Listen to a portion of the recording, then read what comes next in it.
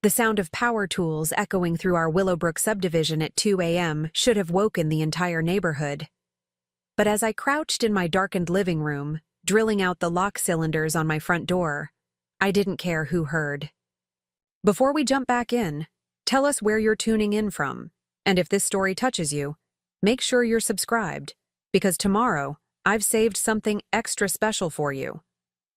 My hands were steady despite the adrenaline coursing through. My veins, each twist of the drill bit another step toward safety. Behind me, my laptop screen glowed with the evidence that had shattered my world just hours earlier. Screenshots of Marcus's search history burned into my retinas like a brand. How to stage a household accident, untraceable poisons, life insurance claim procedures. My husband of 7 years hadn't been researching home safety. He'd been planning. My murder. The headlights that swept across my front windows at 2:47 a.m. belonged to Marcus's Honda Accord. He was 3 hours early from his supposed business trip to Portland. As I heard his key scraping uselessly against the new locks I'd just installed, I felt a cold satisfaction settle in my chest. The man who thought he could eliminate me like a fraudulent insurance claim was about to discover that Claire Davidson, digital forensics specialist, didn't go down without a fight. Through the peephole, I watched his face transform from confusion to fury to something that looked almost like respect. He knew that I knew. And he knew that everything had changed. My name is Claire Davidson, and 6 months ago, I thought I had the perfect life in Riverside, Oregon. Our house on Maple Street sat in the heart of Willowbrook, one of those planned communities where every lawn was precisely maintained, and every mailbox matched the neighborhood aesthetic. The 2-story colonial with its blue shutters and wraparound porch looked like something from a home and garden magazine. Inside, Marcus had insisted on an open floor plan that he said made the space feel larger. I realize now it also made it impossible to have private conversations or hide anywhere if someone wanted to hurt you. I'd built my digital forensics consulting business from our converted garage, turning what used to be storage space into a sophisticated tech lab. 3 high-powered computers hummed constantly, their screens flickering with code and recovered data files. My clients ranged from local police departments investigating cybercrime to corporations dealing with data breaches. I specialized in finding digital evidence that others thought was permanently deleted. The irony of that skill set wasn't lost on me now. Marcus worked downtown at Cascade Insurance, where he'd recently been promoted to senior claims adjuster after 10 years of investigating accident claims. His job was to determine whether accidents were legitimate or fraudulent, visiting crash sites and examining evidence that would either approve or deny payouts. He was good at his work, meticulous in a way that I'd once found attractive. He could spot inconsistencies in witness statements, identify staged accidents, and calculate exactly how much force would be needed to create specific types of damage. I used to be proud of his analytical mind. Now I understood it had been cataloging information for a very different purpose. Our marriage had started like a fairy tale. We met at a technology conference in Seattle where Marcus was attending workshops on digital evidence in insurance fraud. I was presenting on recovering deleted files from damaged hard drives. He approached me after my presentation, genuinely interested in how my techniques might help his investigations. Our first date lasted 12 hours. Talking over coffee, then lunch, then dinner, then drinks, neither of us wanting the conversation to end. He was charming without being slick, intelligent without being condescending, and he made me laugh in a way that felt effortless. Marcus proposed on the anniversary of that first date in the same Seattle coffee shop where we'd spent those initial 12 hours. The ring was perfect. A vintage Art Deco setting that reflected my love of classic design without being ostentatious. He'd clearly paid attention to every casual comment I'd made about jewelry over the months we'd been dating. When he knelt down, between the tables, every patron in the coffee shop started applauding before I'd even said yes. It felt like the universe was celebrating our love story. The wedding was everything I'd dreamed of. Small and intimate with just our immediate families and closest friends. We exchanged vows in Riverside's historic riverfront park, with the Columbia River providing a stunning backdrop. Marcus's family welcomed me warmly, or so it seemed at the time. Helen Davidson, his mother, had insisted on hosting the rehearsal dinner at her country club. She presented me with a string of pearls that had belonged to Marcus's grandmother, saying I was the daughter she'd always wanted. Tommy, Marcus's younger brother, gave a best man speech that brought everyone to tears, talking about how Marcus had been waiting his whole life for someone who could match his intellect and challenge his perspectives. The early years of our marriage were genuinely happy. We bought the house in Willowbrook together, spending weekends at home improvement stores and nurseries, planning our future garden and discussing which rooms would eventually become children's bedrooms. Marcus encouraged my decision to start my own consulting business, even helping me research the legal requirements and insurance needs. He converted the garage himself, running electrical lines and installing proper ventilation for the computer equipment. When my first big client, a local law firm, paid me more in 1 month than I'd made in 3 months at my previous corporate job, Marcus surprised me with a champagne dinner to celebrate. But looking back now, I can pinpoint when things began to change. It started about 18 months ago, shortly after I landed a contract with the FBI field office in Portland. The work involved recovering data from encrypted drives seized in a major financial fraud case. The publicity from that success led to more high-profile clients and significantly higher fees. Suddenly, my income was matching and then exceeding Marcus's salary. I was traveling more, working longer hours, and building a reputation that extended far beyond Riverside. At first, Marcus seemed proud of my success. He bragged to his coworkers about his wife, the cybersecurity expert who was helping bring down criminals. But subtle changes crept into our daily interactions. He started questioning my travel schedule more closely, asking detailed questions about my clients that felt less like interest and more like interrogation. When I worked late in my office, he'd bring me dinner but linger longer than necessary, reading over my shoulder or asking to see what I was working on. I attributed it to curiosity and genuine concern for my well-being. The criticism started small and seemingly reasonable. Marcus began pointing out inefficiencies in my business practices, suggesting that I was undercharging for my services or taking on too many small clients instead of focusing on larger contracts. He offered to help me restructure my pricing and client management, saying his experience with insurance claims gave him insight into how businesses should properly document their services. When I politely declined, explaining that I preferred to maintain control over my business operations, he seemed hurt but didn't push the issue. Then came the suggestions about my personal security. Marcus pointed out that my work with law enforcement and corporate investigations could potentially make me a target for retaliation. He researched home security systems and presented me with detailed proposals for cameras, motion sensors, and reinforced locks. When I agreed to basic security measures, he insisted on installing everything himself, claiming it would save money and ensure it was done correctly. I now realize he was learning the vulnerabilities of our home's security while appearing to strengthen it.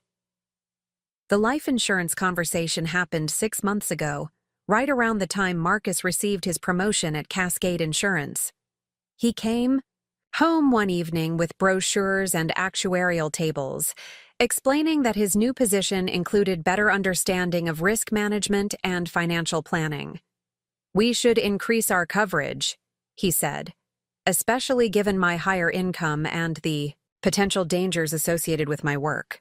The amounts he suggested seemed excessive, but his arguments were logical and well-researched. My work did involve potential risks, and we were both young and healthy, making the premiums relatively affordable.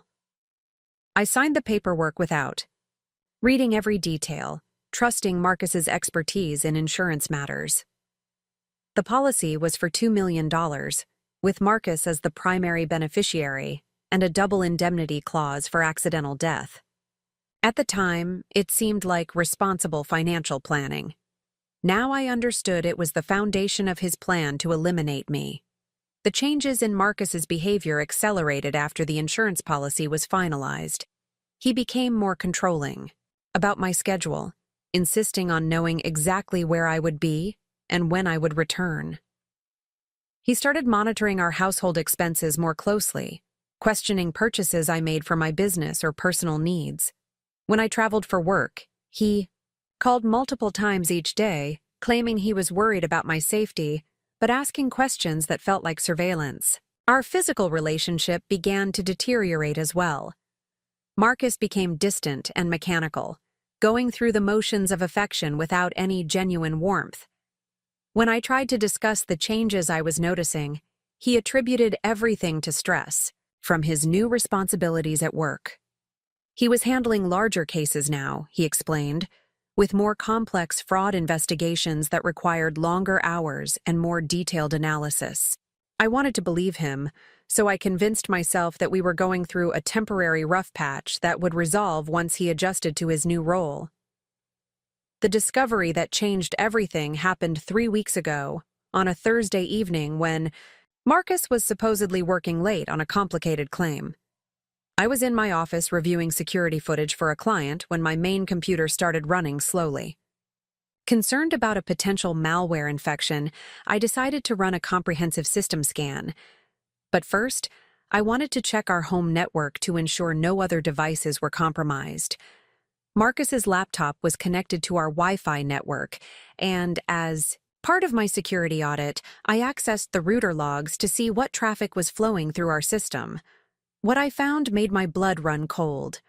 Over the past 6 months, Marcus's computer had been visiting websites and forums dedicated to discussing methods of committing undetectable murders.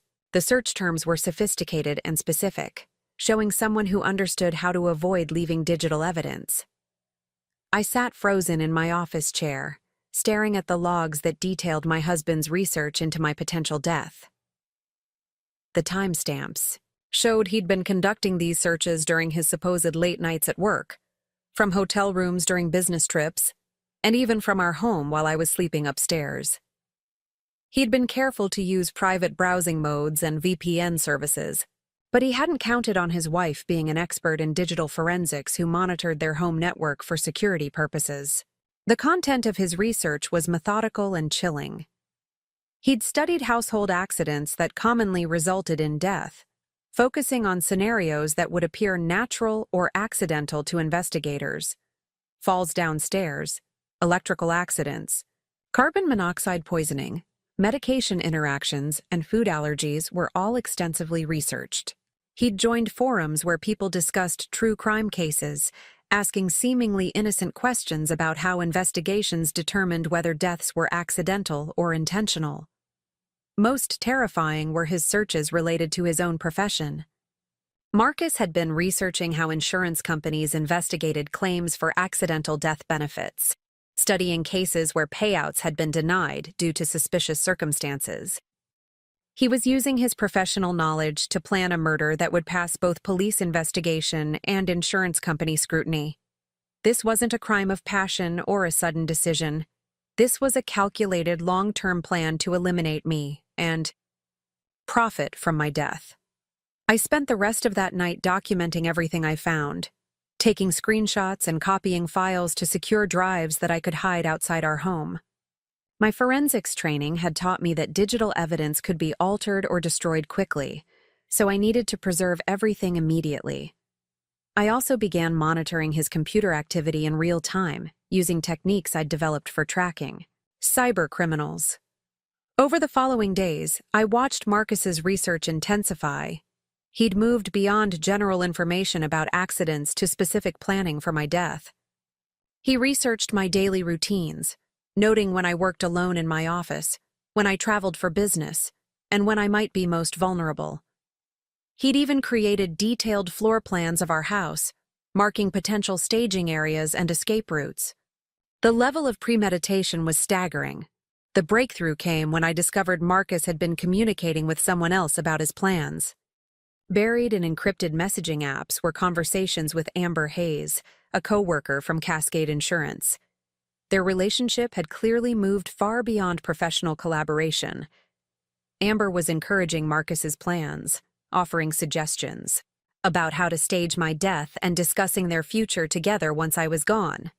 She'd even helped him research which life insurance companies had the most lenient investigation policies for accidental death claims. Reading their messages felt like being stabbed repeatedly. They discussed me like I was a problem to be solved rather than a human being. Amber called me the obstacle and the complication, while Marcus referred to our marriage as the situation that needs to be resolved. They'd been planning their life together for months, discussing where they would live, how they would spend the insurance money, and when Marcus could plausibly begin dating again after my tragic death. The timeline for my murder was becoming clear from their conversations.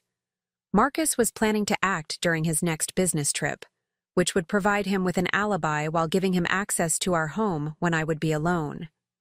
The trip was scheduled for the following week, supposedly to Portland for a conference on insurance fraud prevention. The irony was devastating. Preparing and narrating this story took us a lot of time, so if you are enjoying it, subscribe to our channel. It means a lot to us. Now back to the story.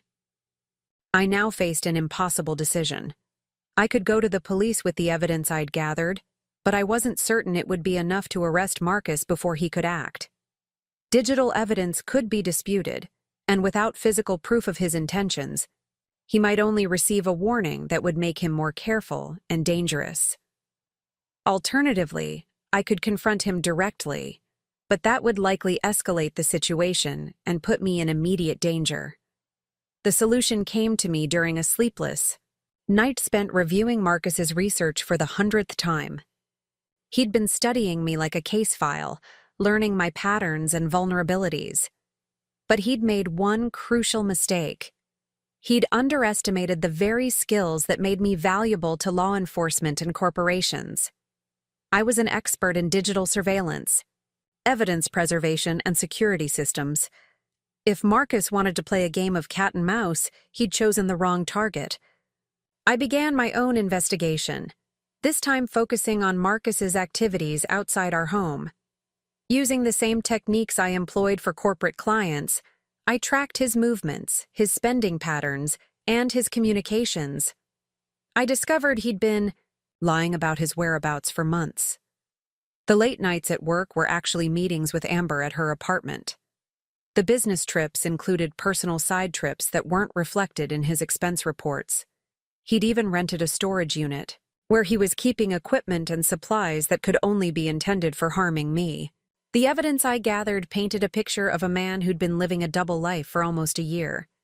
Marcus had been systematically preparing to murder me while maintaining the facade of a loving husband. He'd researched my work schedule, my client meetings, and my travel plans. He'd learned the security codes for our home alarm system and disabled certain sensors without my knowledge.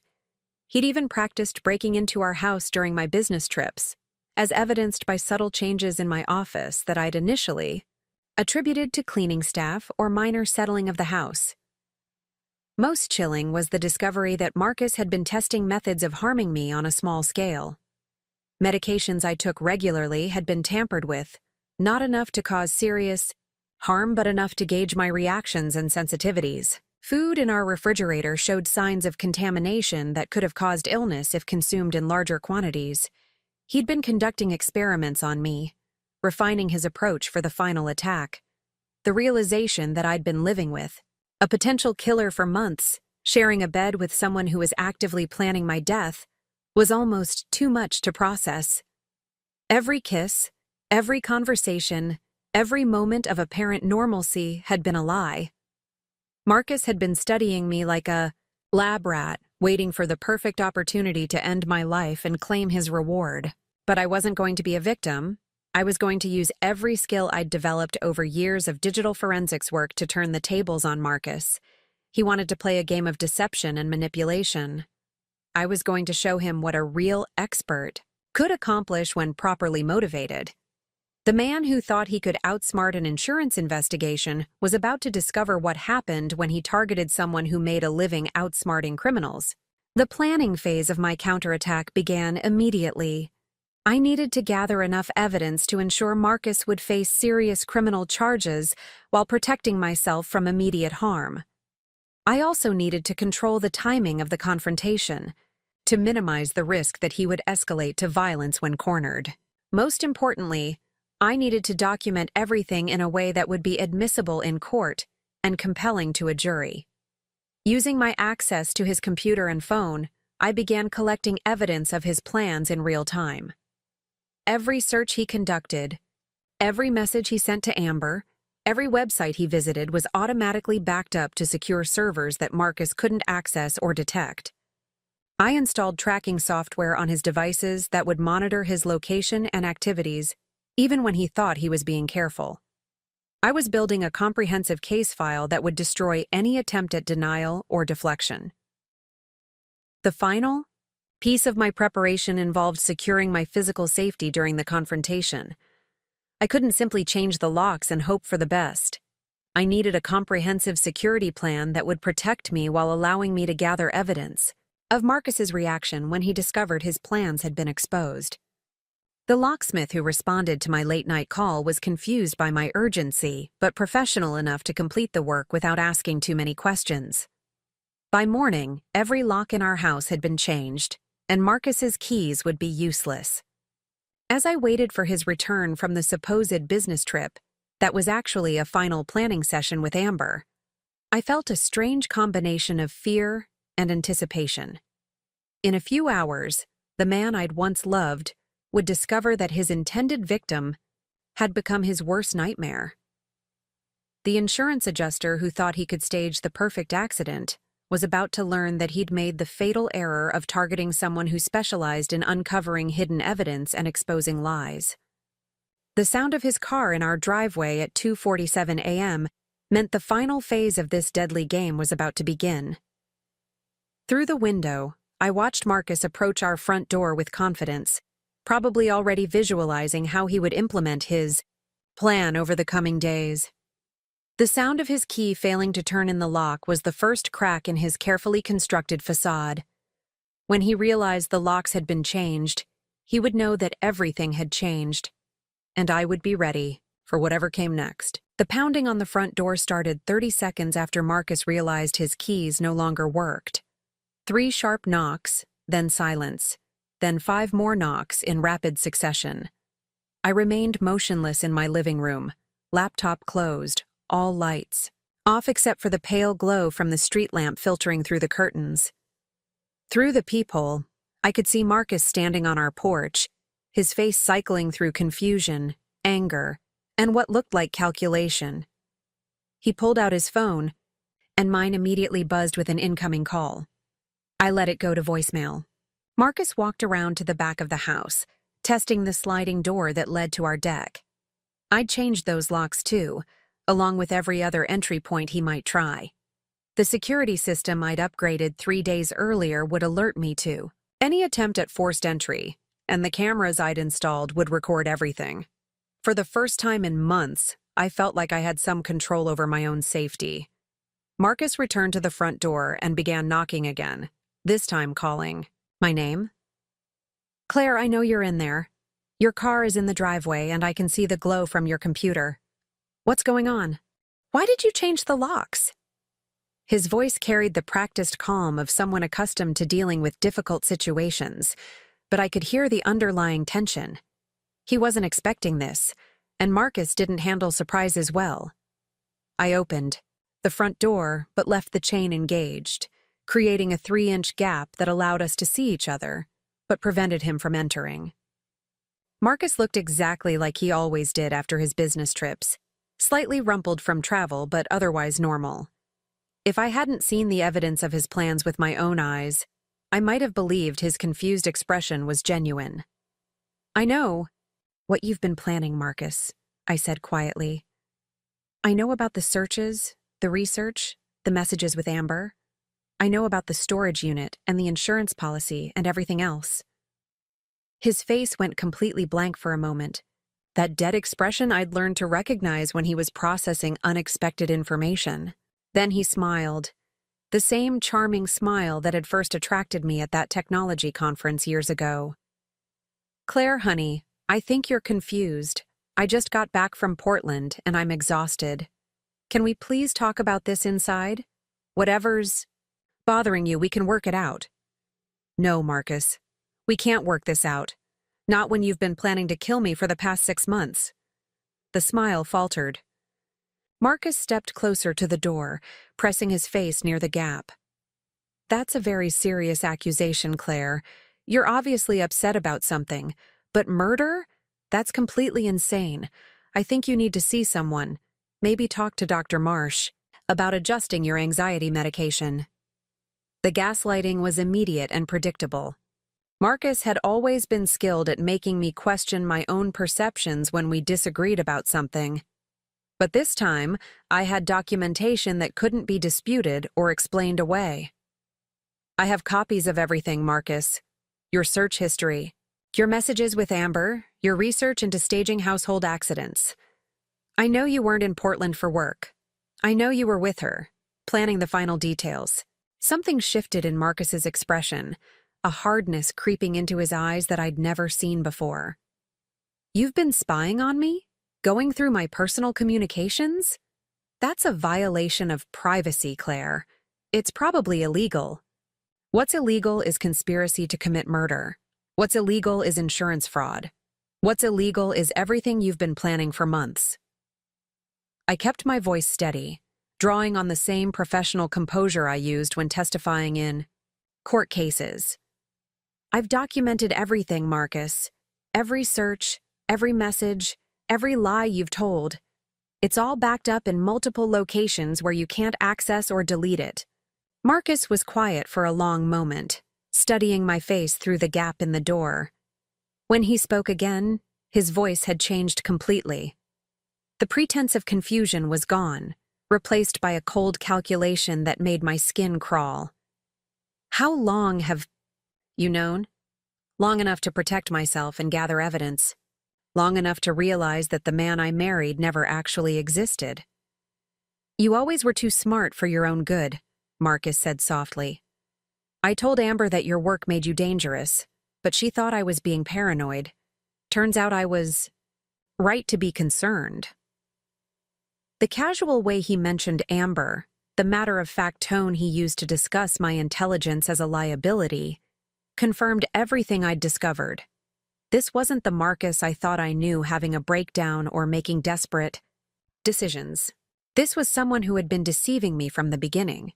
Someone capable of planning my death with the same methodical approach he brought to insurance investigations. The business trips, the late nights, the life insurance policy, all of it was part of your plan, I said. It wasn't a question anymore.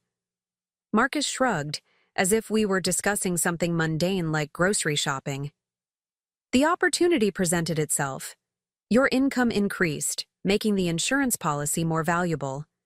Your work sometimes put you in dangerous situations, which would make an accident more believable. Amber and I realized we could build a life together if we handled the situation correctly. The situation. You mean murdering your wife? I mean resolving a problem that was preventing both of us from being happy.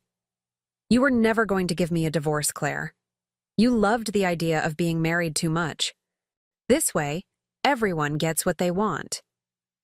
The complete lack of remorse in his voice was more terrifying than any display of anger would have been. Marcus had rationalized my murder as a business decision, weighing costs and benefits like he would any insurance claim. I was an obstacle to be removed, not a person whose life had value. What happens now, Marcus? Your plan is ruined. I'm alive, I have evidence, and you can't get into this house. Now we negotiate.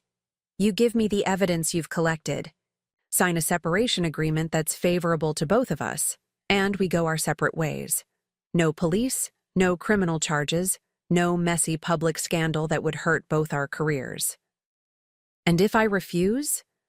Marcus's smile returned, but it was different now, predatory in a way that made me step back from the door.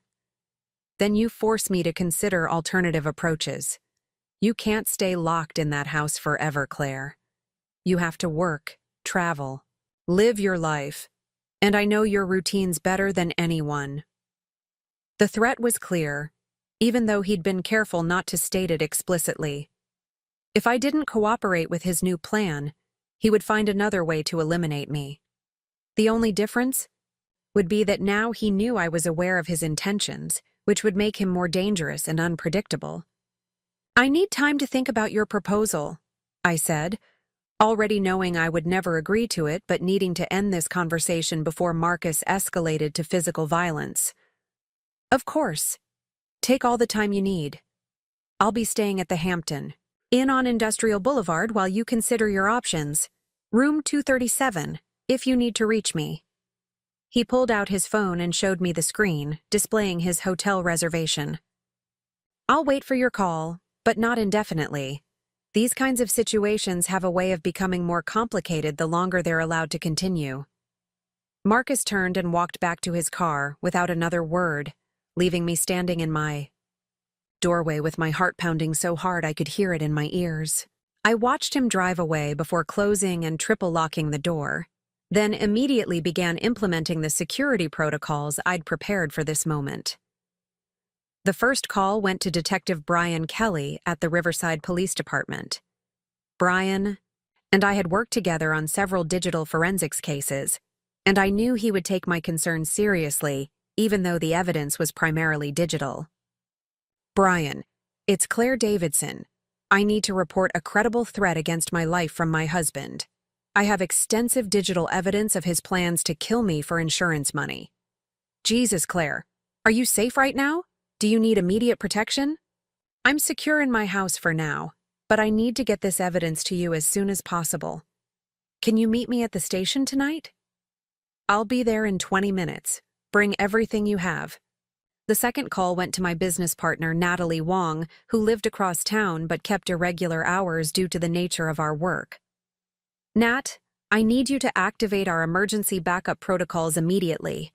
I'm dealing with a serious personal security threat, and I need all our client data and business systems secured. Done. Do you need me to come over? No. Stay where you are and monitor our systems remotely. If anything happens to me, contact Detective Kelly at RPD and give him access to everything we've backed up. The third call was to my lawyer, David Chen, whose answering service connected me to his emergency line. David specialized in criminal defense and had helped several of my clients navigate legal issues related to their digital forensics cases. David, I need immediate legal representation for a domestic threat situation. My husband has been planning to kill me, and I have digital evidence to prove it. I'll meet you at the police station. Don't say anything to anyone until I get there. Loading my evidence onto encrypted drives took another 30 minutes. I'd prepared for this moment by organizing everything into clear categories that would be easy for law enforcement to understand. Marcus's search history was compiled chronologically, showing the progression from general research to specific planning.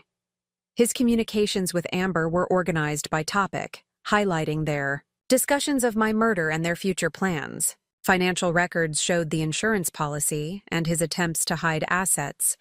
Location data from his phone proved he'd been lying about his whereabouts for months. The drive to the police station took 15 minutes through empty streets. Riverside was a quiet city where most residents were asleep by midnight, making my journey feel surreal and isolated. I kept checking my mirrors for Marcus's Honda, but the roads remained empty. At the station, Detective Kelly was waiting with David Chen and a digital forensics specialist from the state police who could verify the authenticity of my evidence. Presenting the case took over 3 hours. Every piece of digital evidence had to be explained, verified, and documented according to legal standards. The detective asked detailed questions about my relationship with Marcus, the timeline of his planning, and the specific threats he'd made. David advised me throughout the process, ensuring I didn't inadvertently compromise my legal position while cooperating fully with the investigation. This is one of the most thorough evidence packages I've ever seen for a domestic threat case, Detective Kelly said as we finished reviewing the final files. Your husband clearly underestimated your professional capabilities. The digital trail he left is comprehensive enough to support multiple felony charges. What happens next? I asked. We'll obtain warrants for his arrest and for searches of his storage unit, his workplace computer, and his hotel room. We'll also coordinate with Portland police to verify his alibi for the supposed business trip. If everything checks out the way I expect it will, Marcus will be in custody by morning. And Amber Hayes? She'll be arrested as a co-conspirator. Her involvement in planning your murder makes her equally culpable under Oregon law. David leaned forward in his chair. What about Claire's immediate safety? If Marcus realizes she's gone to the police, he might escalate to immediate violence. We'll have units monitoring her house and the hotel where Marcus is staying. If he makes any move toward Claire or tries to leave town, we'll arrest him. Immediately. The sun was rising over Riverside as I finally returned home, escorted by 2 police officers who checked every room and confirmed the security system was functioning properly.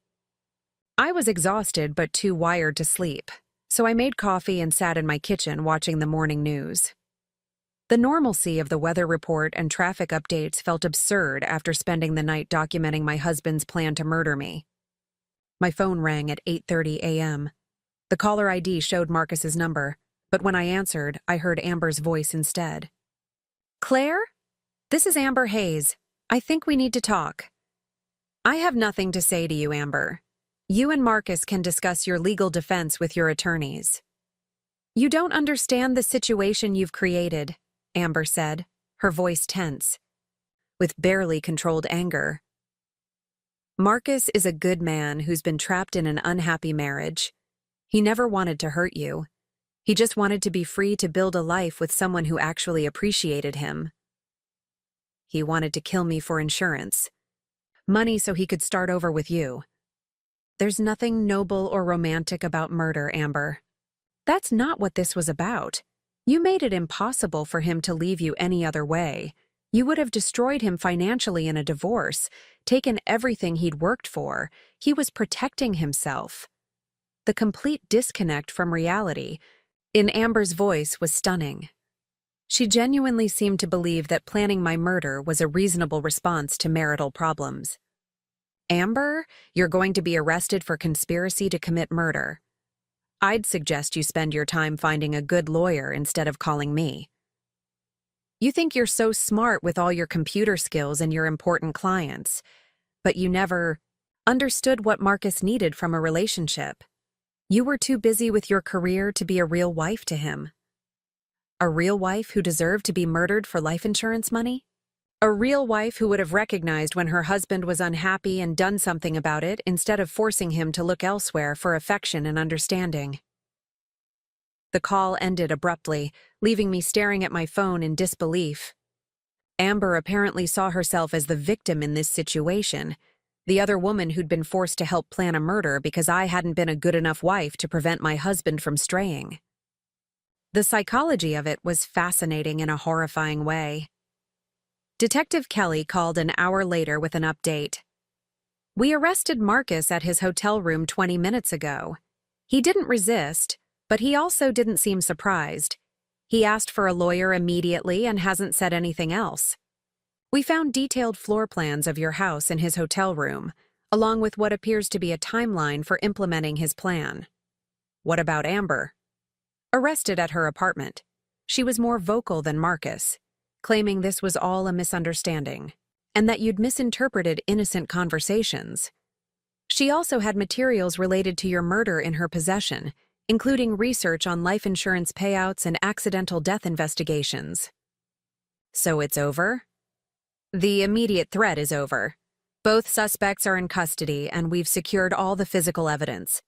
But the legal process is just beginning. Are you prepared for what comes next? I knew what Detective Kelly meant. A criminal. Trial would require me to testify about the most intimate details of my marriage, to have my relationship with Marcus dissected in public. The defense would try to paint me as a paranoid wife who'd misunderstood innocent behavior. The media would probably pick up the story, turning my private nightmare into public entertainment. I'm prepared to do whatever it takes to make sure. They're held accountable for what they plan to do. Good. Because your evidence is strong enough that I expect both of them will be offered plea deals to avoid trial. You'll need to decide whether you're willing to accept those deals, or if you want to pursue maximum penalties through a jury trial. The decision about plea deals could wait. For now, it was enough to know that Marcus and Amber were in custody, that the immediate threat to my life was over, and that I'd successfully used my professional skills to protect myself and expose their plan. I'd gone from being a potential victim to being the key witness in a criminal prosecution, and that transformation felt empowering, even as it was exhausting. I spent the rest of the morning fielding calls from friends and family who'd been contacted by police as part of the investigation. Marcus's mother, Helen, was particularly difficult to deal with, insisting that I must have misunderstood her son's intentions, and that any problems in our marriage were equally my fault. Tommy, Marcus's brother, was more supportive, but clearly struggling to reconcile the man he'd known with the evidence of what Marcus had been planning. "I keep thinking there has to be some explanation," Tommy said during our phone conversation. "Marcus always seemed like such a straight arrow guy. He was protective of you, always talking about making sure you were safe when you traveled for work. He was protective because he was studying my vulnerabilities so he could exploit them later. Everything he did that seemed caring was actually research for planning my murder." That's just so hard to believe. I mean, I know the evidence is there, but it's like finding out someone you've known your whole life is actually a stranger. Tommy's struggle to accept the truth about his brother reminded me of my own difficulty processing Marcus's betrayal. The man I'd married, the man I'd shared a bed with for 7 years, had been systematically planning my death while maintaining a facade of normalcy. How do you reconcile love and trust with such calculated deception? How do you move forward knowing that your judgment about someone so important was so completely wrong? The answer, I was beginning to realize, was that you don't move forward by trying to make sense of the senseless. You move forward by acknowledging that some people are capable of extraordinary deception, that evil can wear familiar faces, and that survival sometimes requires abandoning everything you thought you knew about someone you loved. By afternoon, the story had leaked to local media, despite police efforts to maintain confidentiality. The Riverside Daily ran a front-page story with the headline, "Local Woman Foils Husband's Murder Plot Using Computer Skills." The article was generally accurate but focused more on the dramatic elements than the months of systematic planning that had led to Marcus's arrest. I declined interview requests, referring all media inquiries to David Chen. Natalie arrived at my house that evening with takeout food and a bottle of wine, insisting that I shouldn't be alone after everything that had happened. We sat in my kitchen reviewing the security footage from the previous night, watching Marcus test different entry points and become increasingly frustrated when he realized he couldn't get inside. "Look at his face when he figures out you've changed all the locks," Natalie said, pointing to the timestamp showing 2:52 a.m. "That's the moment he realizes you know everything and his plan is completely ruined. I've watched this section about 50 times today. It's the moment I stopped being his victim and became his worst nightmare. You know what I find most chilling? How normal he looks throughout all of this. If you didn't know what he'd been planning, you'd think he was just a confused husband trying to figure out why his wife had locked him out. That's what made him so dangerous. He could maintain that facade of normalcy while planning something monstrous. If I hadn't discovered his digital trail, he would have killed me, and everyone would have believed it was a tragic accident." Natalie poured more wine and studied the security footage again. "What happens to your house now? Can you stay here? After everything that's happened?" I'd been wondering the same thing. The house held 7 years of memories, most of which were now contaminated by the knowledge of what Marcus had been planning. Every room contained evidence of his deception, from the security system he'd manipulated to the kitchen where he'd tested ways to poison me. Could I ever feel safe here again, knowing how thoroughly he'd studied every vulnerable point? I don't know yet. Maybe I'll sell it and start over somewhere new. Maybe I'll renovate it completely, change everything so it doesn't remind me of him. Right now, I just need to focus on getting through the legal process. Whatever you decide, you know I'll help. And Claire? What you did was incredible. You took a terrifying situation and turned it around completely. You used your skills to protect yourself and expose the truth. That takes courage most people don't have. As Natalie left that night and I prepared for bed in my newly secured house, I reflected on how dramatically my life had changed in just 48 hours. 2 days ago, I'd been a woman married to a man who was secretly planning her murder. Tonight, I was a survivor who'd successfully exposed a conspiracy and protected herself from harm. The transformation felt surreal, but it also felt empowering in a way I hadn't expected. I'd learned that I was stronger and more resourceful than I'd ever imagined. When faced with the ultimate betrayal and the ultimate threat, I'd responded not with panic or helplessness, but with strategic thinking and decisive action. I'd used my professional expertise to save my own life and ensure justice for the people who'd planned to destroy me. Tomorrow would bring new challenges as the legal process continued and the media attention intensified. But tonight, for the first time in months, I felt truly safe in my own home. The locks had been changed, the security system upgraded, and the people who'd threatened me were in custody. I'd reclaimed control of my life and my safety, and that felt like the beginning of something new rather than just the end of something terrible. The arraignment hearing took place 3 days later in the Riverside County Courthouse, a limestone building that had served the community for over 60 years. I sat in the gallery with David Chen, watching as Marcus and Amber were brought in, wearing orange jumpsuits and restraints. It was jarring to see Marcus in that setting, stripped of the professional polish that had been such a fundamental part of his identity. He looked smaller somehow, diminished by the institutional clothing and the weight of the charges against him. Judge Patricia Woodward read the charges aloud in a voice that carried through the silent courtroom. Conspiracy to commit murder in the first degree, insurance fraud, attempted murder. The words hung in the air like a sentencing pronouncement, each charge representing months of planning and deception that had nearly cost me my life. Marcus's attorney, a well-dressed woman named Catherine Mills, entered a plea of not guilty on his behalf. Amber's public defender did the same. The prosecution requested that both defendants be held without bail, arguing that they posed a flight risk and a continued danger to me.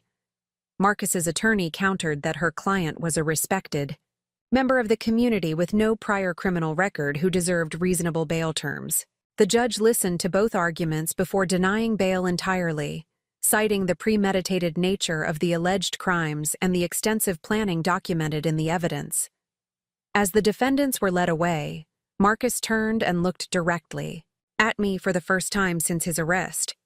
The expression on his face wasn't anger or remorse, but something closer to disappointment, as if I'd failed to live up to his expectations by surviving his murder plot. The coldness in his eyes confirmed what I'd begun to understand over the past few days. The man I'd married had never actually existed. What I'd taken for love had been performance, and what I'd interpreted as devotion had been surveillance. District Attorney Robert Chen, David's cousin and the prosecutor handling the case, met with us after the hearing to discuss strategy. The evidence was overwhelming, he explained, but the defense would likely argue that Marcus's online research was academic rather than criminal, that his relationship with Amber was emotional rather than conspiratorial, and that I had misinterpreted innocent behavior through the lens of marital paranoia. They'll try to paint you as a jealous wife who discovered her husband's affair and created an elaborate fantasy about murder to destroy him in revenge, Robert warned. Catherine Mills is experienced with high-profile criminal defense, and she's particularly skilled at attacking the credibility of digital evidence. The evidence speaks for itself, I replied. Marcus researched specific methods of killing me, communicated with Amber about implementing those methods, and took concrete steps toward carrying out his plan. There's nothing ambiguous about his intentions. I agree, but we need to be prepared. for every possible defense strategy. They might argue that your work in digital forensics gave you the technical ability to fabricate evidence or manipulate data. They might claim that your access to his devices violated his privacy rights, making the evidence inadmissible. David leaned forward across the conference table. What about plea negotiations? Are they likely to consider deals that would avoid trial? It's possible, but given the severity of the charges and the extensive media coverage, both defendants might prefer to take their chances with a jury. Amber's attorney has already indicated she plans to claim she was manipulated by Marcus and didn't understand the seriousness of their discussions. The mention of media coverage reminded me how public my private nightmare had become. The local story had been picked up by regional news outlets and true crime podcasts, turning my marriage and near murder into entertainment for strangers. Online forums debated whether I'd overreacted to my husband's suspicious behavior or heroically saved my own life. The comment sections were filled with armchair detectives analyzing every detail of the case and offering opinions about my relationship with Marcus. Some commenters praised my intelligence and resourcefulness in exposing the plot. Others suggested I'd invaded my husband's privacy and destroyed his life over innocent online searches. A few even theorized that I'd fabricated the entire conspiracy as revenge for his affair with Amber. Reading these discussions was like watching people dissect my soul in public, reducing the most traumatic experience of my life to debate topics for strangers. The impact on my business was immediate and complicated.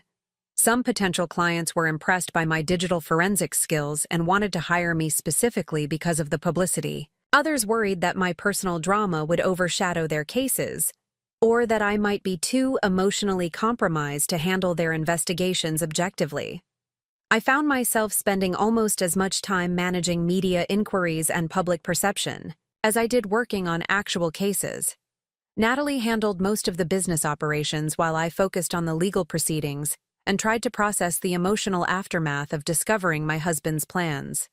She screened potential clients, managed existing contracts, and dealt with the constant stream of interview requests from reporters and podcasters. Without her support, I would have been completely overwhelmed by the attention. The psychological impact of learning that someone I'd loved and trusted had been planning my death was more complex than I'd anticipated. I experienced anger, certainly, but also grief for the relationship I'd thought we had, and confusion about my own judgment. How had I lived with someone for 7 years without recognizing his capacity for violence? What signs had I missed or dismissed? Could I ever trust my instincts about people again?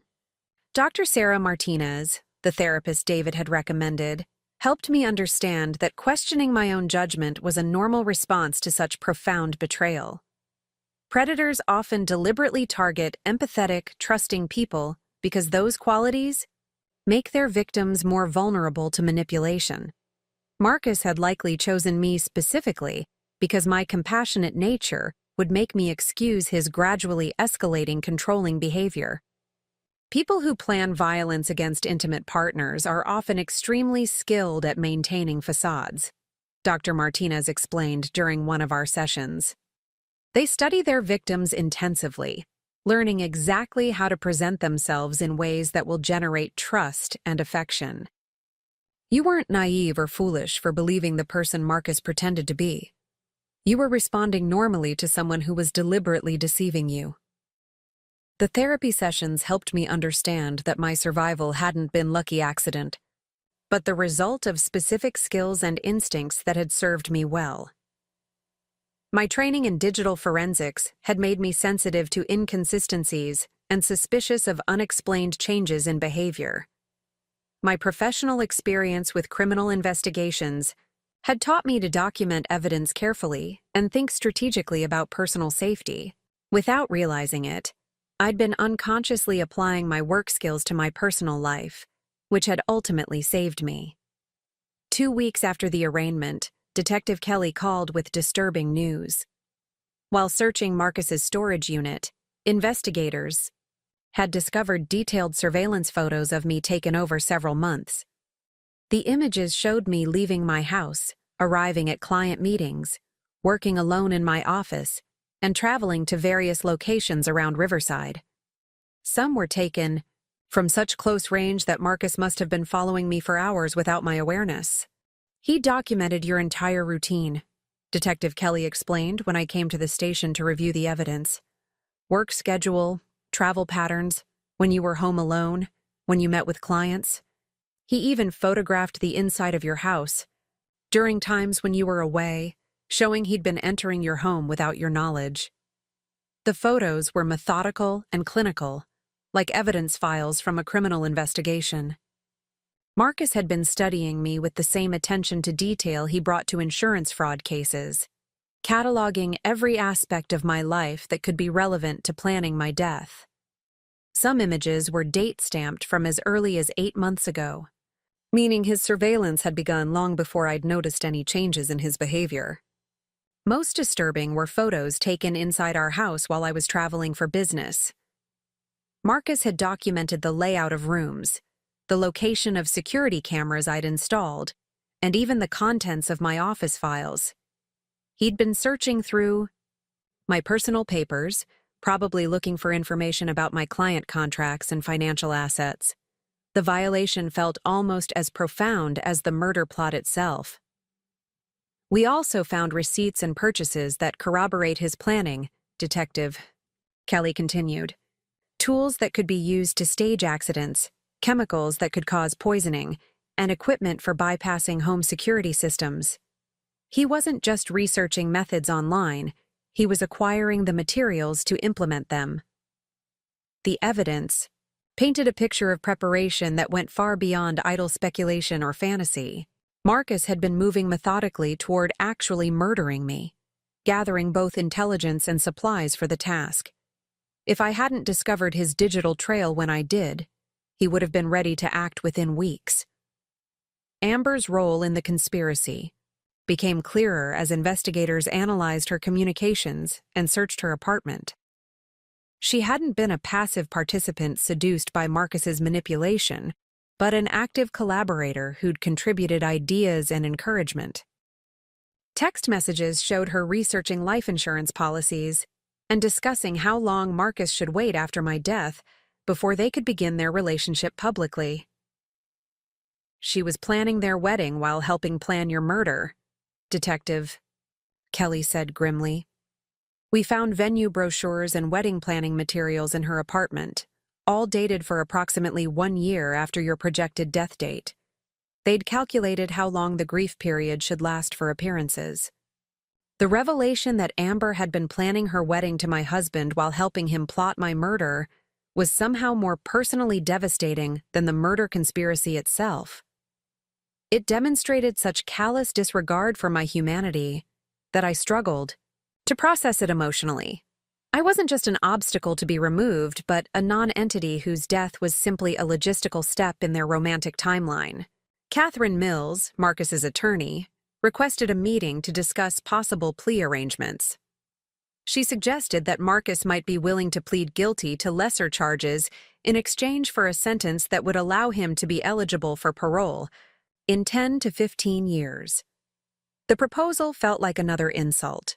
The suggestion that attempting to murder your spouse for insurance money deserved less punishment than other violent crimes. He's willing to admit to planning your death but wants credit for not actually going through with it, David explained after reviewing the proposed plea deal.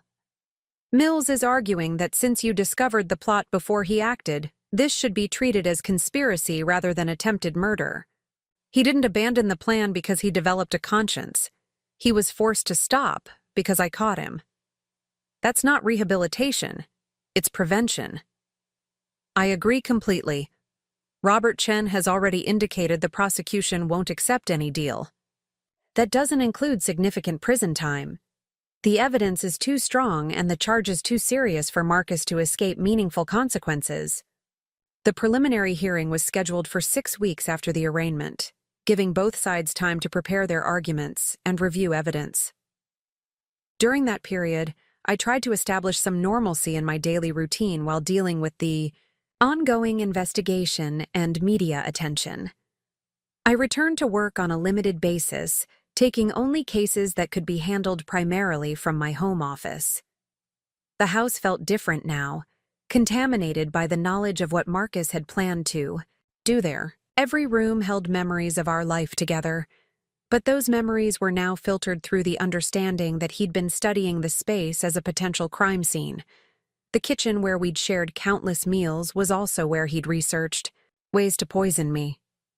The bedroom where we'd slept together was also where he'd planned my death while lying next to me. I hired a contractor to renovate the master bedroom completely, changing the layout and replacing everything from the flooring to the light fixtures. I wanted to eliminate any physical reminders of the man who'd shared that space while plotting my murder. The renovation was expensive and probably unnecessary from a practical standpoint, but it felt essential for my psychological recovery. Mrs. Patricia Lane, our elderly neighbor who'd always been friendly but not intrusive, stopped by one afternoon while the contractors were working.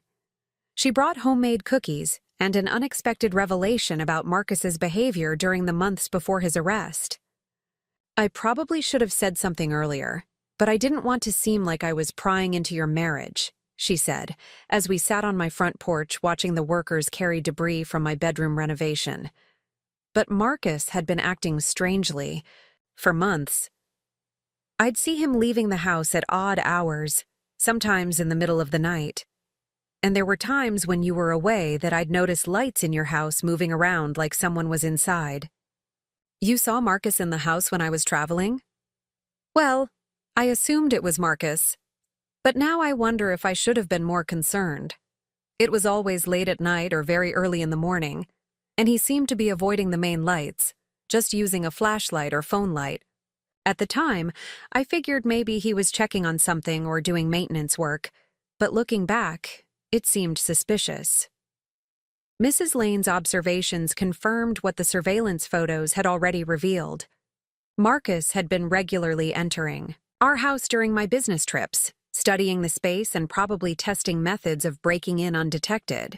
Her willingness to share these observations now, despite her reluctance to interfere at the time, illustrated how even well-meaning neighbors often hesitate to report suspicious behavior that might involve domestic situations.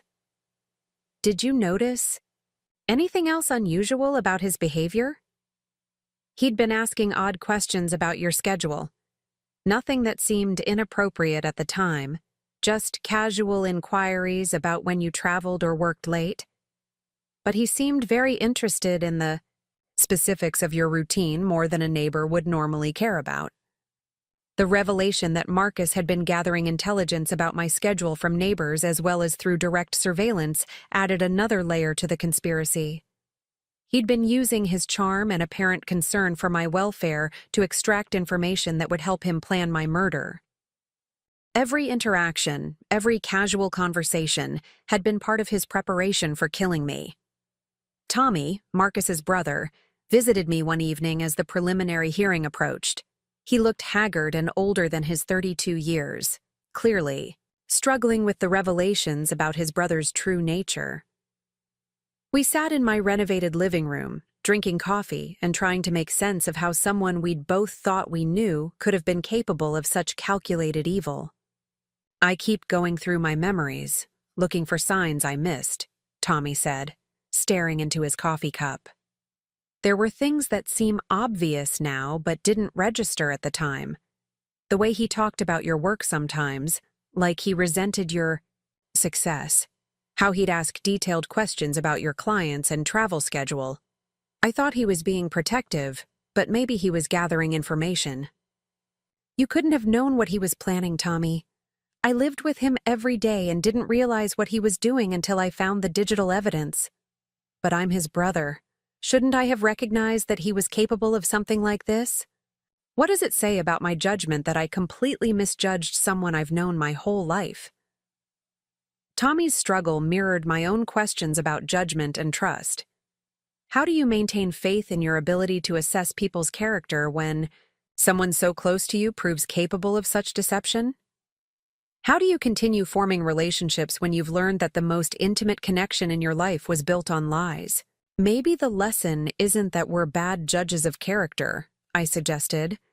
Maybe it's that some people are extraordinarily good at hiding their true nature. Marcus fooled everyone who knew him, including his own family. That suggests skill on his part rather than failure on ours. I just keep thinking about how excited he was when you two got married. He seemed genuinely happy, genuinely in love. Was all of that fake? I don't know, and I'm not sure it matters anymore. What I know is that whatever feelings he might have had initially, they weren't strong enough to prevent him from planning my murder when I became inconvenient. Tommy nodded sadly, finishing his coffee and preparing to leave. I want you to know that Mom and I will testify for the prosecution if needed. We won't protect Marcus from the consequences of what he's done, even though he's family. The promise of support from Marcus's family felt significant, though I wasn't sure it would be necessary for the prosecution's case. The digital evidence was comprehensive enough to prove guilt without character testimony. But knowing that his own mother and brother recognized the severity of his crimes and were willing to speak against him felt like a form of validation. As the preliminary hearing approached, I found myself both dreading and anticipating the legal proceedings. The hearing would be my first opportunity to see all the evidence presented in court and to gauge how strong the prosecution's case actually was. It would also be the first time I'd have to face Marcus in a formal legal setting, discussing the details of his plan to kill me in front of strangers. Dr. Martinez helped me prepare for the emotional challenges of testifying by practicing techniques for staying calm and focused under cross-examination. Catherine Mills would likely try to rattle me, to make me appear unstable or vindictive in front of the judge. I needed to remain composed and factual, letting the evidence speak for itself, rather than allowing emotions to undermine my credibility.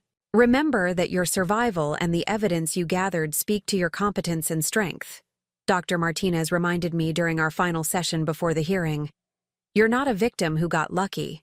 You're a professional who used your skills to protect yourself and expose a serious crime. That's the narrative you want to project in court. The night before the preliminary hearing, I received an unexpected phone call from Vanessa Torres, a true crime journalist who'd been following the case. She wanted to interview me for a book she was writing about women who'd survived intimate partner violence through their own resourcefulness and intelligence. What interests me about your case isn't just that you discovered your husband's plan to kill you, Vanessa explained. It's that you used your professional expertise to gather evidence and protect yourself in a way that ensured justice would be served. You turned your technical skills into weapons for survival. I'm not sure I'm ready to talk publicly about the details yet. The legal process is still ongoing. I understand, and I'd be willing to wait until after the trial to conduct formal interviews. But I wanted you to know that your story could help other women recognize warning signs and understand that they have more power to protect themselves than they might realize.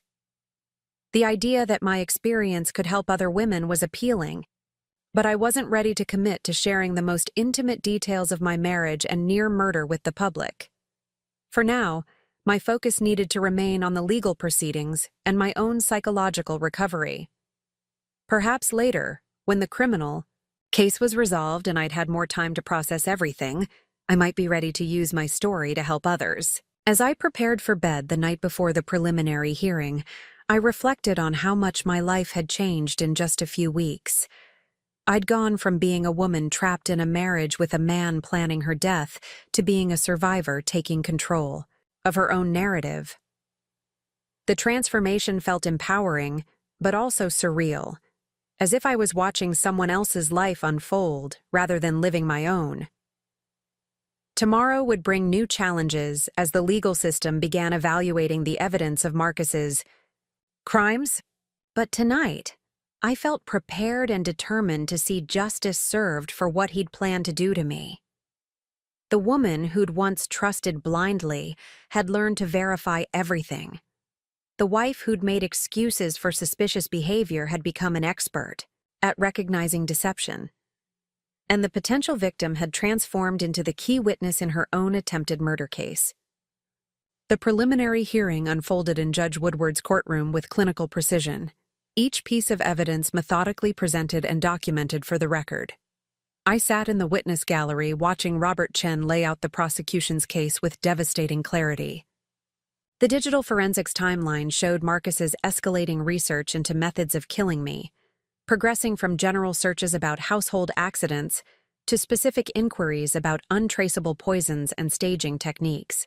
Catherine Mills cross-examined Detective Kelly aggressively, challenging the authenticity of the digital evidence and suggesting that Marcus's online activity could have been misinterpreted or manipulated. She painted him as a devoted husband, whose professional curiosity about accident investigation had been twisted into something sinister by a wife who'd discovered his affair and wanted revenge. Detective Kelly, isn't it true that Mr. Davidson's work as an insurance adjuster required him to research various types of accidents and their causes? Mills asked, her voice carrying the practiced authority of someone accustomed to courtroom combat. His work involved investigating accidents after they occurred, not researching how to cause them, Detective Kelly replied firmly. The search terms and websites Mr. Davidson visited were focused on perpetrating accidents, not investigating them. But how can you definitively distinguish between research for professional purposes and research for criminal purposes based solely on search terms?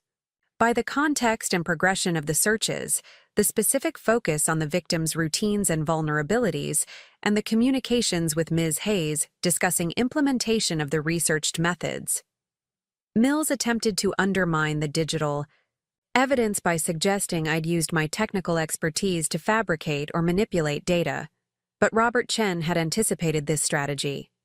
The state's digital forensics expert testified about the authentication protocols used to verify the evidence, explaining how timestamps, metadata, and cross-platform corroboration made falsification virtually impossible. When Amber's attorney, a overwhelmed-looking public defender named James Wright, cross-examined witnesses, he focused on portraying his client as a naive woman manipulated by Marcus rather than an active conspirator.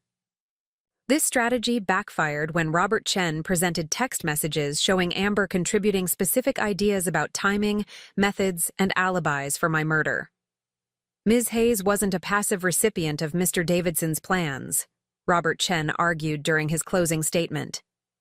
She was an active participant who helped refine and improve those plans.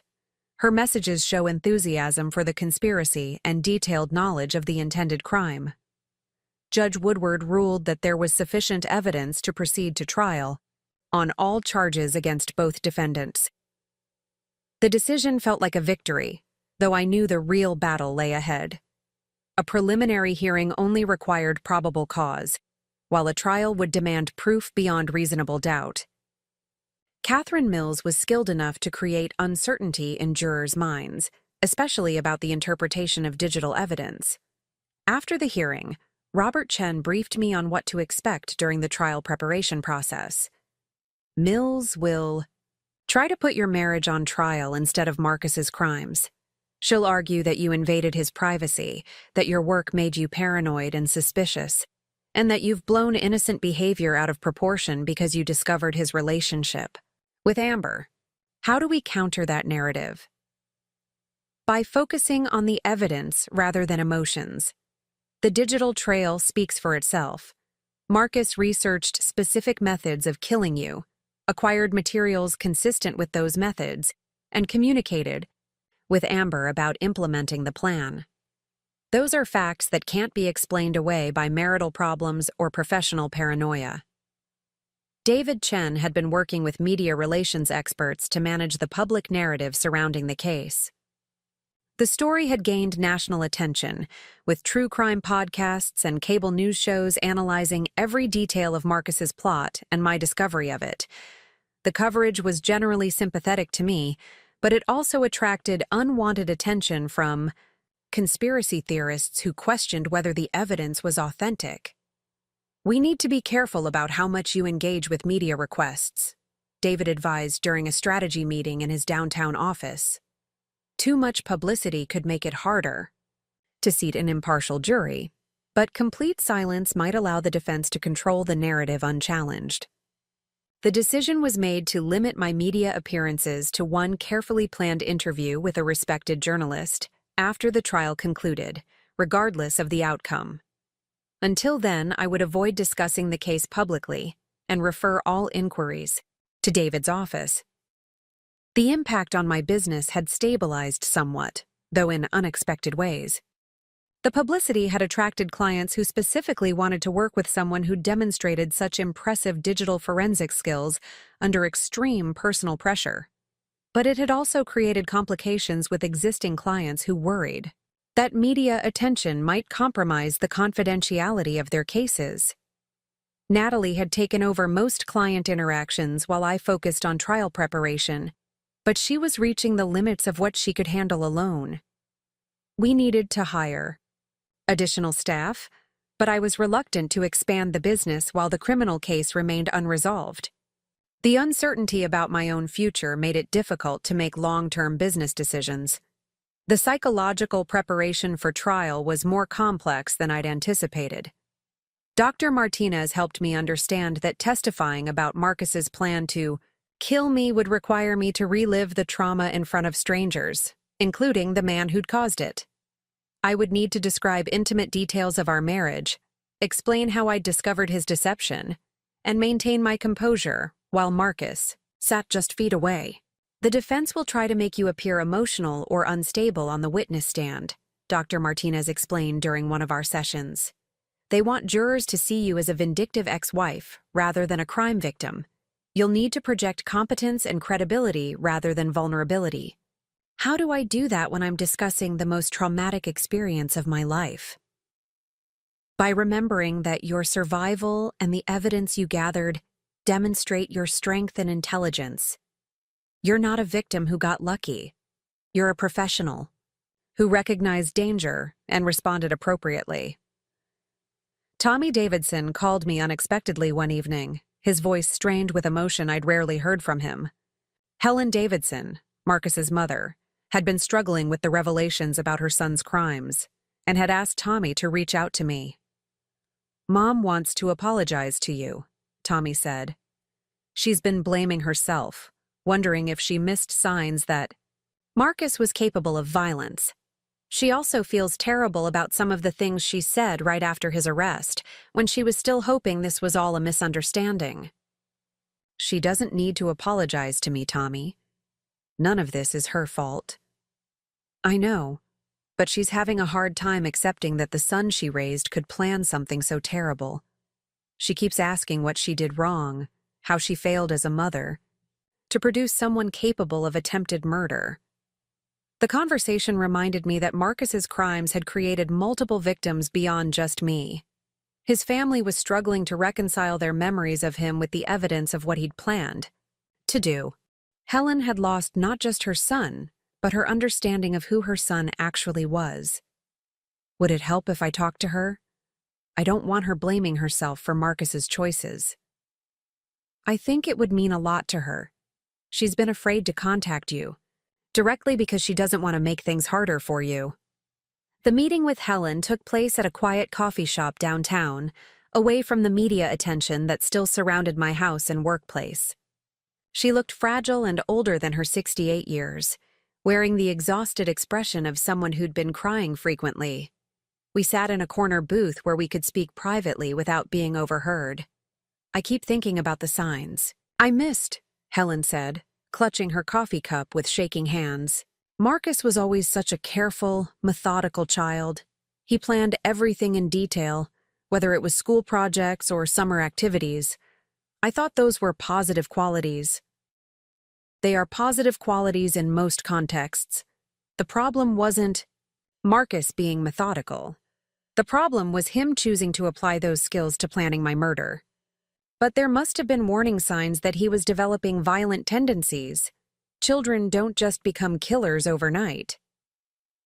I'd been wondering the same thing myself, researching the psychology of intimate partner violence and trying to understand how someone develops the capacity to plan their spouse's death. The experts I'd consulted suggested that domestic violence often escalates gradually, with perpetrators testing boundaries and increasing control over time. Maybe the warning signs were things that seemed normal in context, I suggested. Marcus's need to know my schedule, his interest in my work, his suggestions about security improvements. If he'd been displaying obvious violence or aggression, I would have recognized the danger.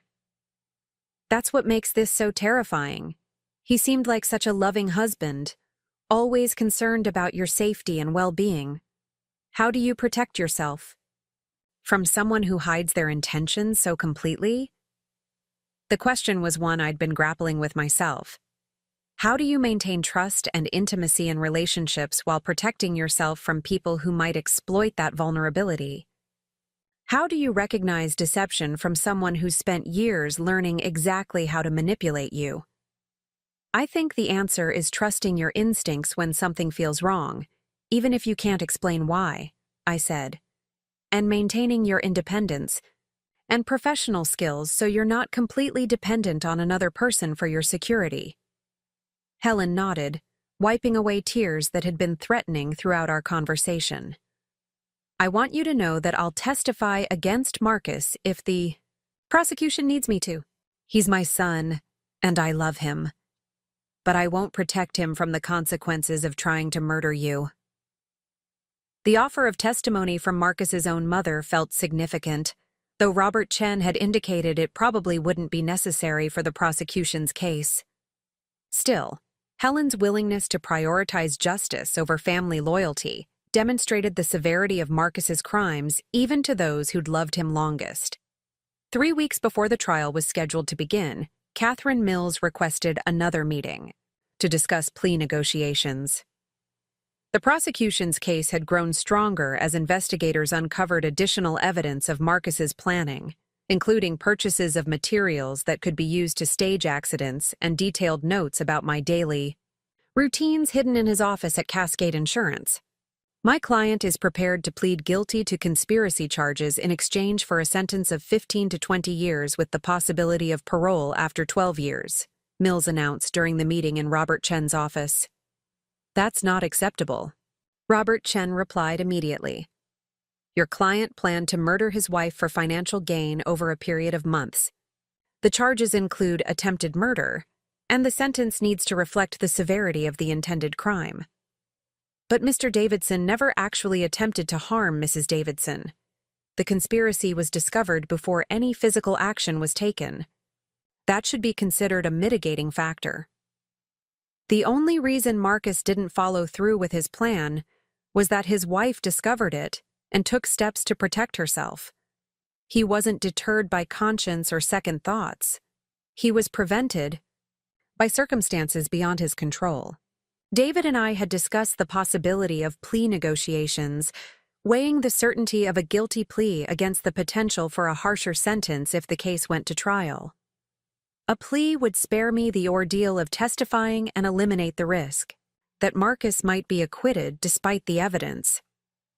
But it would also deny me the opportunity to confront him publicly and ensure that the full extent of his planning was revealed in court.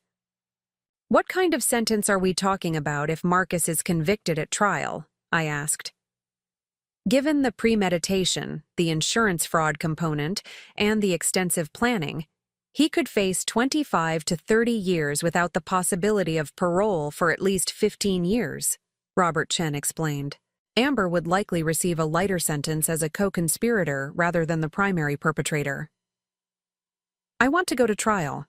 Marcus planned my murder for months, acquired materials to carry it out, and would have killed me if I hadn't discovered his plan. He doesn't deserve a reduced sentence for being caught before he could act. The decision to reject the plea offer felt empowering, though it also meant committing to the emotional challenge of a public trial. I would have to testify about the most intimate details of my marriage, describe my discovery of Marcus's plot, and face cross-examination designed to undermine my credibility and character. Jury selection for the trial began on a gray Monday morning in late October, 6 months after I'd first discovered Marcus's plan to kill me. The courtroom was packed with reporters, curious citizens, and family members from both sides.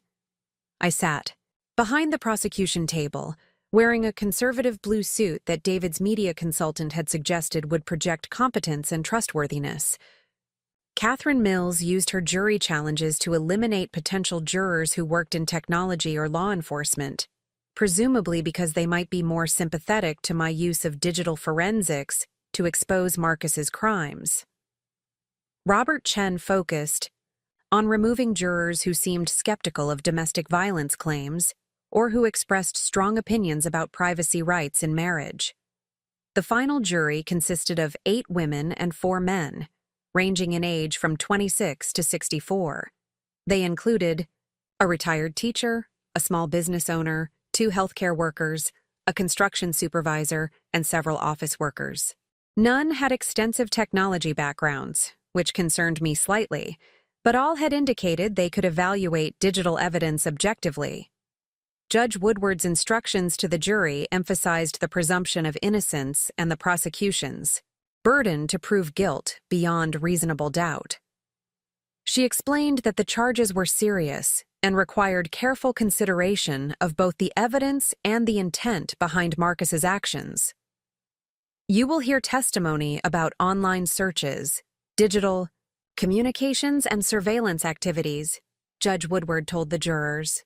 You must determine whether this evidence proves that the defendant intended to commit the crimes charged or whether there are innocent explanations for his behavior.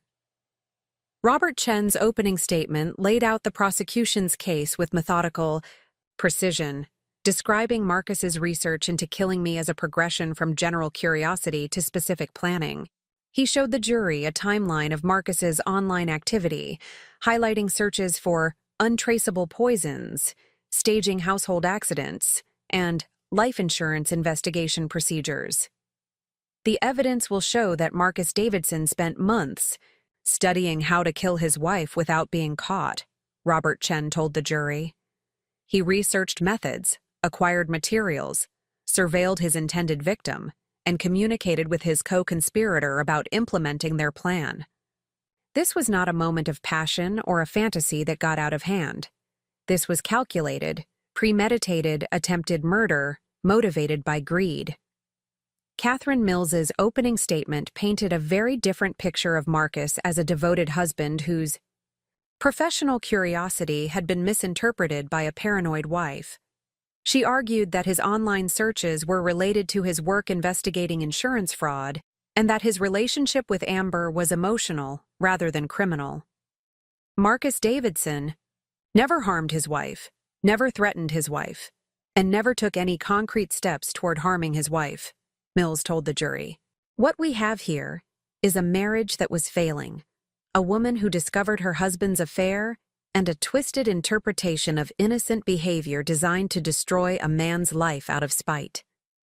The contrast between the two narratives was stark, and I realized that the jury would need to decide not just whether Marcus was guilty, but what kind of person he actually was. The prosecution would present him as a calculating predator who'd planned my murder for financial gain. The defense would portray him as a flawed husband whose private thoughts had been weaponized against him by a vindictive ex-wife. As the trial began in earnest, I prepared myself for the most difficult period of my life since discovering Marcus's plot. Everything I'd learned about his planning, every detail of our marriage, and every aspect of my character would be scrutinized by strangers. The man who'd planned to kill me would sit just yards away, watching as his crimes were dissected in public. But I also felt ready for this confrontation. I'd spent months preparing emotionally and legally for this moment. I'd gathered overwhelming evidence of Marcus's intentions, survived his attempt to manipulate and eliminate me, and transformed myself from a potential victim into the key witness in his prosecution. The woman who'd once trusted blindly had become someone who verified everything and protected herself strategically. The trial would determine whether Marcus faced consequences proportionate to his crimes or whether he'd successfully manipulated the system one final time. But regardless of the outcome, I'd already achieved something important. I'd refused to be a victim, used my professional skills to expose the truth, and reclaimed control over my own narrative. The marriage was over, but my life was just beginning. Taking the witness stand felt like stepping into a spotlight that exposed every vulnerability and strength I'd developed over the past 8 months. The courtroom was silent except for the soft hum of the ventilation system and the occasional rustle of papers. 12 jurors watched me intently as I raised my right hand and swore to tell the truth about my husband's plan to murder me. Robert Chen began with basic questions about my background and marriage to Marcus, establishing a foundation before delving into the discovery that had shattered my world. I kept my voice steady and professional, drawing on the same composure I used when testifying in corporate fraud cases. The difference was that this time, I was discussing my own near-death rather than abstract digital evidence. Mrs. Davidson, can you describe what led you to examine your home network's activity in early March? Robert Chen asked. I was conducting a routine security audit when I noticed unusual traffic patterns from my husband's devices. As a cybersecurity professional, I investigate any anomalies that could indicate compromised systems or unauthorized access. What did you discover during this investigation? I found extensive research into methods of causing undetectable deaths, specifically focusing on household accidents that would appear natural. The searches included queries about untraceable poisons, staging falls, and creating electrical accidents. Robert Chen guided me through the timeline of discoveries, each revelation building toward the horrifying realization that Marcus had been planning my death for months. The jury listened intently as I described finding surveillance photos of myself, communications with Amber about implementing the murder plan, and evidence that Marcus had been testing methods of harming me in small doses. How did you feel when you realized the scope of your husband's planning? Robert Chen asked. Terrified, but also determined to protect myself and ensure he faced consequences for what he'd planned to do. My training taught me to document evidence thoroughly, so I focused on gathering proof rather than confronting him immediately. The prosecution's presentation of evidence was methodical and devastating. Digital forensics experts testified about the authentication of Marcus's search, history, and communications. Medical professionals explained how the substances he'd researched could cause death while appearing to result from natural causes. Financial analysts detailed the insurance policies and Marcus's attempts to hide assets before filing for divorce. When Catherine Mills began her cross-examination, her strategy became immediately clear. She intended to paint me as a paranoid, vindictive wife who'd weaponized my technical skills to destroy my husband after discovering his affair. Mrs. Davidson, isn't it true that you accessed your husband's private devices without his knowledge? Or consent? Mills asked, her tone suggesting this was somehow worse than planning murder. I monitored our home network for security purposes, which is standard practice for cybersecurity professionals. Marcus knew about my monitoring protocols. But you specifically targeted his personal communications and search history, didn't you? I investigated suspicious network activity that led me to discover criminal planning. Any competent cybersecurity professional would have done the same.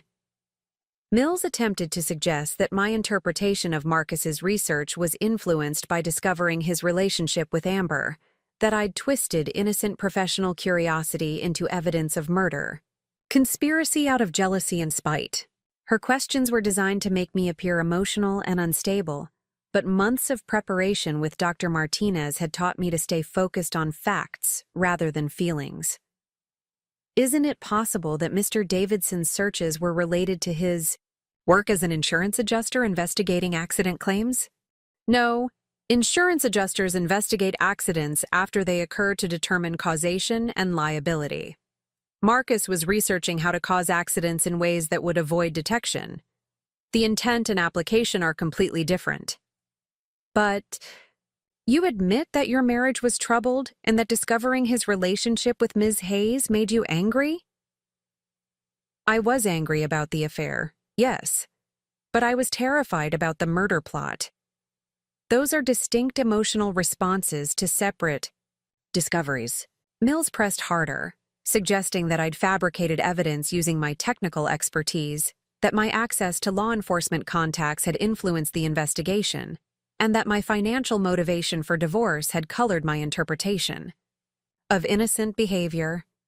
Each attack felt personal, but I maintained my professional demeanor while methodically refuting her implications. The prosecution's rebuttal was swift and decisive. Robert Chen presented additional evidence that had been held in reserve, including recordings of phone calls between Marcus and Amber discussing specific details of my murder. The conversations were chilling in their casual tone, discussing my death like a logistical problem to be solved rather than the ending of a human life. "The timeline doesn't work anymore, Marcus," Amber's voice said through the courtroom speakers. "She's been traveling less for work, and Mrs. Lane next door has been more observant lately. Maybe we need to consider the electrical option instead."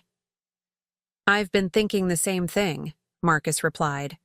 "The fuse box is in the basement, and Claire goes down there alone to check the security system every few days. An electrical accident would be completely believable given the age of the house." The jury's reaction to hearing Marcus casually discuss electrocuting me was immediate and visceral. Several jurors looked shocked, others appeared disgusted, and a few glanced at Marcus with obvious revulsion. The defense's narrative about innocent professional research crumbled in the face of recorded conversations about implementing specific murder methods. Amber's testimony as a prosecution witness, secured through a plea deal that reduced her charges in exchange for cooperation, provided devastating insight into the conspiracy. She described months of planning sessions where she and Marcus refined their approach, researched alibis, and calculated how long to wait after my death before beginning their relationship publicly. Marcus was very methodical about the planning, Amber testified, avoiding eye contact with Marcus throughout her testimony. He studied Claire's routines, tested different approaches, and researched how insurance companies investigate suspicious deaths.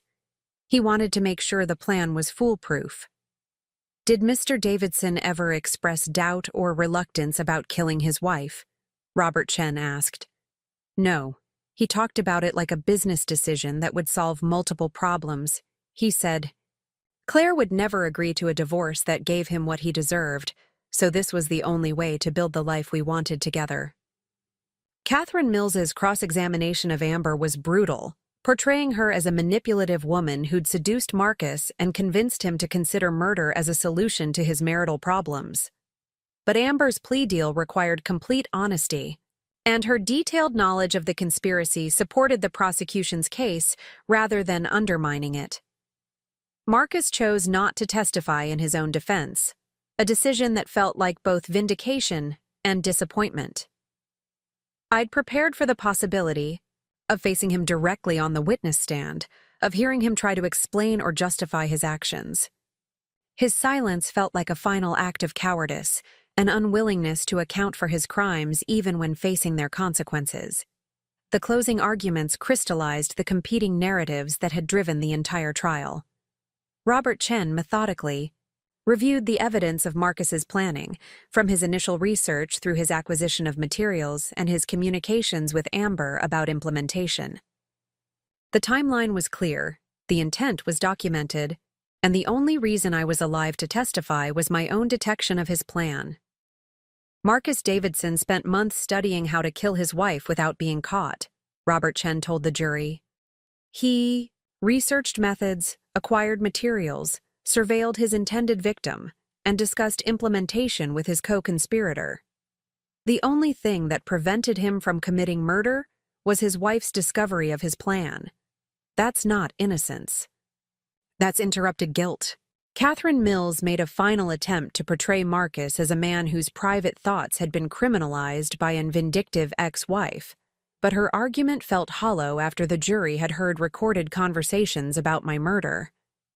She suggested that planning without action shouldn't carry the same penalties as completed crimes, but the evidence of Marcus's preparation was too extensive to dismiss as mere fantasy.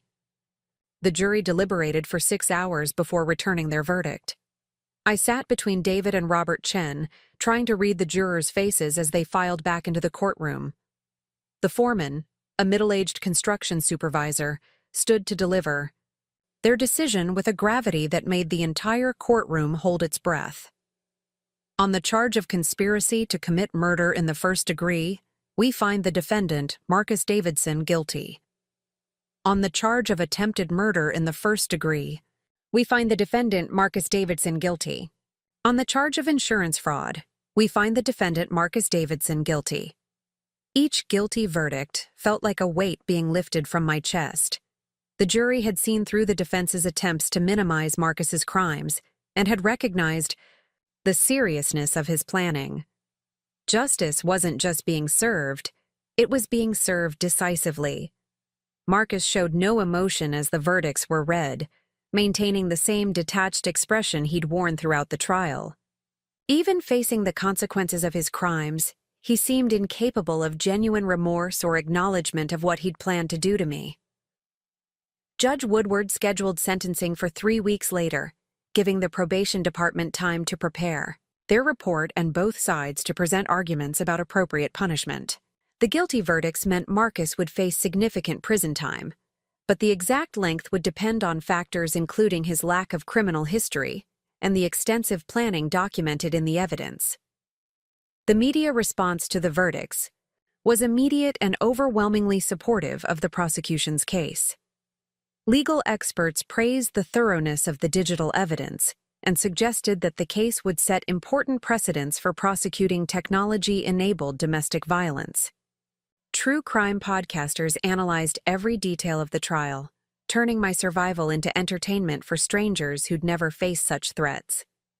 I gave one carefully planned interview to Vanessa Torres, the journalist who'd approached me months earlier about writing a book.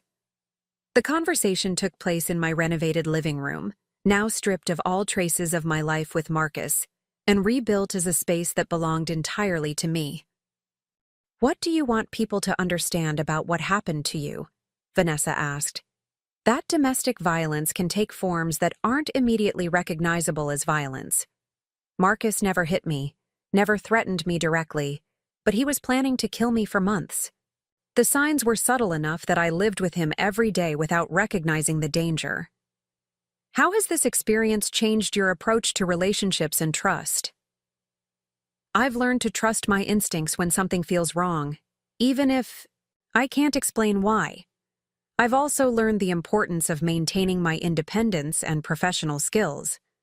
Those capabilities saved my life when I needed them most." The sentencing hearing brought closure to the legal proceedings, but opened new questions about how to move forward with my life. Marcus received 28 years in prison without the possibility of parole for 15 years. Judge Woodward's statement emphasized the premeditated nature of his crimes and the extensive planning that demonstrated clear intent to commit murder. Mr. Davidson used his professional knowledge and personal access to plan the murder of his wife for financial gain, Judge Woodward said.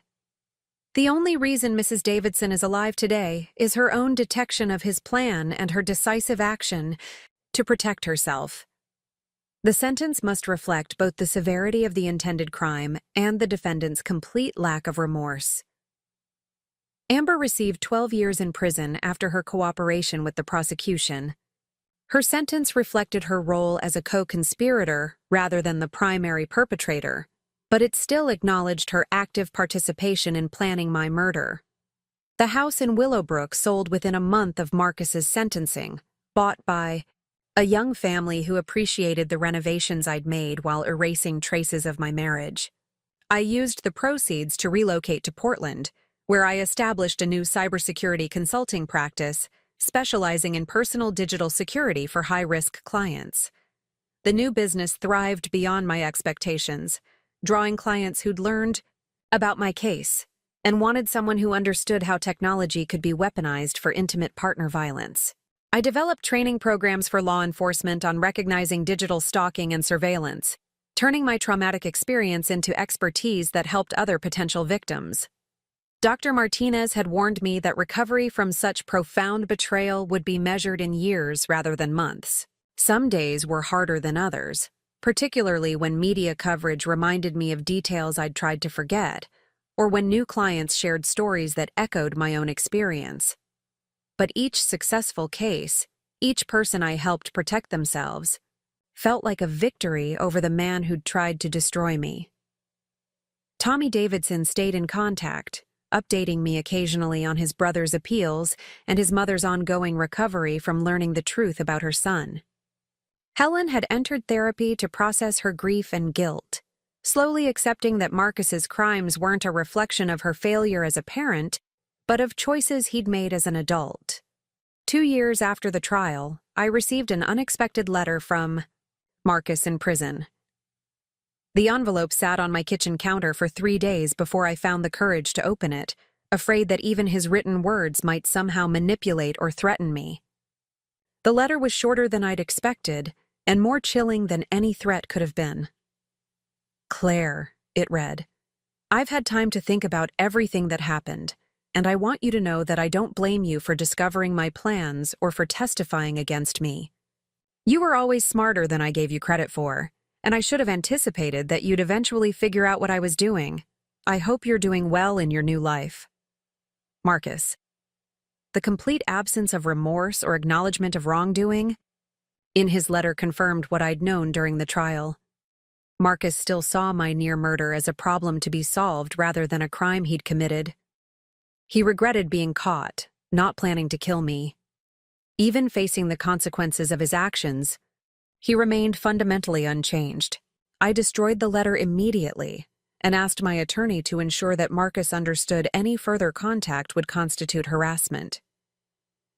The man who'd once been my husband would spend the next 15 years in prison thinking about what he'd done, but he would never truly understand the harm he'd caused or feel genuine remorse for his crimes. 3 years after changing those locks at 2 a.m. and discovering that my marriage had been built on lies, I stood in my new office overlooking the Willamette River, reviewing security protocols for a client whose ex-boyfriend had been using technology to stalk her. The irony wasn't lost on me that I'd found my calling by surviving someone else's attempt to destroy me. The woman who'd once trusted blindly had become someone who helped others verify what they suspected but feared to acknowledge. The wife who'd made excuses for suspicious behavior had become an expert at recognizing the warning signs that preceded violence. The potential victim had transformed into a guardian who helped others protect themselves from digital predators. Marcus had planned to eliminate me because he saw my intelligence and independence as obstacles to his goals. Instead, his attempt to destroy me had revealed strengths I hadn't known I possessed, and led me to a life more fulfilling than any I could have imagined while trapped in his web of deception. The missing chair at that birthday dinner in Rome seemed like a lifetime ago, but it had taught me the most important lesson of my life. When someone shows you that you don't belong in their world, believe them.